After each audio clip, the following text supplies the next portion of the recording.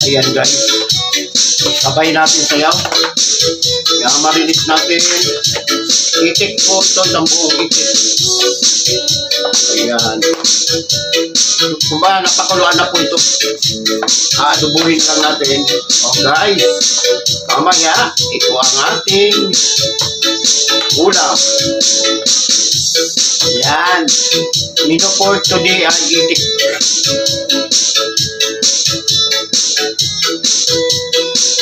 Shout out po guys. Guys, ito na, nakahiwa na tayo na sangkap. Ito na lang, wala, sarado na yung bilihan ng nyug. Kaya dubuhin natin guys sa gata. Dubuhin muna natin suka, tuyo, saka pagka matuyo na siya, ito naman ang gata ilalagay natin. So ayun guys, mamaya update na lang tayo. Maraming salamat.